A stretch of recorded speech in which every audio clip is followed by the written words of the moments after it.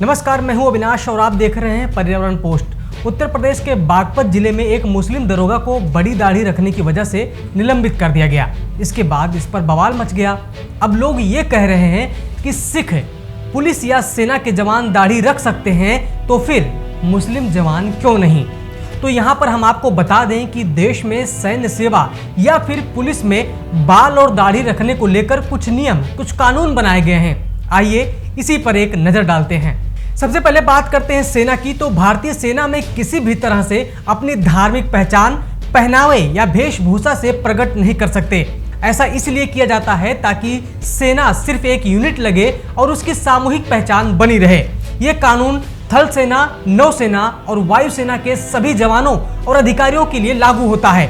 लेकिन इन तीनों के नियमों में थोड़े से अंतर हैं। जैसे थल सेना अपने जवान को कुछ परिस्थिति में गैर सिख होने के बाद भी दाढ़ी और बाल बढ़ाने की अनुमति देता है, लेकिन इसके पीछे कोई धार्मिक कारण नहीं होना चाहिए।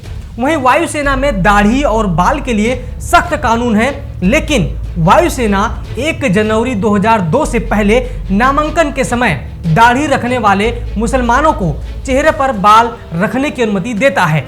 नौसेना में भी दाढ़ी बढ़ाई जा सकती है, लेकिन इसके लिए अधिकारी की अनुमति लेनी जरूरी होती है। अब बात करते हैं पुलिस विभाग की।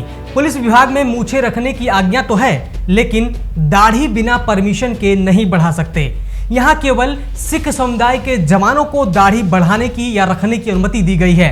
गैर सिख समुदाय के जवानों को दाढ़ी बढ़ाने से पहले एसपी की आज्ञा यानी कि परमिशन लेनी होती है। अब बात अगर उत्तर प्रदेश पुलिस की करें तो उत्तर प्रदेश पुलिस नियमावली में 10 अक्टूबर 1985 को एक सर्कुलर जोड़ा गया, जिसके तहत मुस्लिम कर्मचारी एसपी से इजाजत लेकर अपनी दाढ़ी बढ़ा सकते हैं। लेकिन बागपत में निलंबित किए गए मुस्लिम दरोगा के बारे में ये जानकारी सामने आ रही है कि उसने दाढ़ी बढ़ाने को लेकर किसी से कोई अनुमति नहीं मांगी थी। मतलब बिना अनुमति के वो दाढ़ी बढ़ा रहे थे, इसलिए उन्हें निलंबित कर दिया गया। अब सवाल ये उठता है कि आखिर सिख दाढ़ी रख सकते हैं तो मुस्लिम क्यों नहीं। तो चलिए इसे भी समझते हैं। दरअसल सिख धर्म में बाल की प्राकृतिक बढ़त को नुकसान न पहुंचाने की मान्यता है।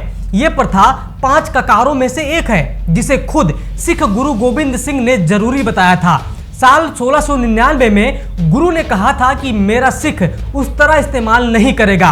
दाढ़ी के बाल काटना उसकी सबसे बड़ी भूल मानी जाएगी, जिसके बाद से ही सिख धर्म में बाल और दाढ़ी न काटने की प्रथा है। इस मान्यता का प्रभाव आप ऐसे भी समझ सकते हैं कि मुगल काल में सिखों ने दाढ़ी काटने के बजाय अपना सिर कटवाना सही माना था। मतलब दाढ़ी रखना सिख धर्म में धार्मिक मान्यता है, जबकि मुस्लिम धर्म में दाढ़ी रखना अनिवार्य नहीं है। हालांकि फिर भी अगर कोई भी दाढ़ी रखना चाहता है तो पहले उसे अनुमति लेनी पड़ती है। अगर कोई बिना अनुमति के दाढ़ी रखता है तो डिफेंस सर्विस रेगुलेशन के 665 रेगुलेशन के खिलाफ जाना होगा, जिसके बाद उस पर कार्रवाई हो सकती है। वैसे सेना में यह कानून 2 वजहों से बनाया गया है। पहली वजह यह है कि सेना, पुलिस या पैरामिलिट्री एक यूनिट की तरह दिखाई दे। दूसरी वजह यह है कि सेना, पुलिस या फिर पैरामिलिट्री के जवान सीधा देश या लोगों की सुरक्षा से जुड़े होते हैं। ऐसे में कोई भी दाढ़ी या मूछ रखकर अपना वेशभूषा न बदल सके, जो कि देश की सुरक्षा के साथ एक बड़ा खिलवाड़ हो सकता है। उम्मीद है अब आप समझ गए होंगे कि आखिरकार बागपत में दाढ़ी रखने पर मुस्लिम पुलिस के जवान को क्यों सस्पेंड कर दिया गया और सिख समुदाय से जुड़े जवानों को दाढ़ी रखने की अनुमति क्यों होती है। आप देख रहे हैं पर्यावरण पोस्ट और मैं हूं अविनाश। सब्सक्राइब करें पर्यावरण पोस्ट।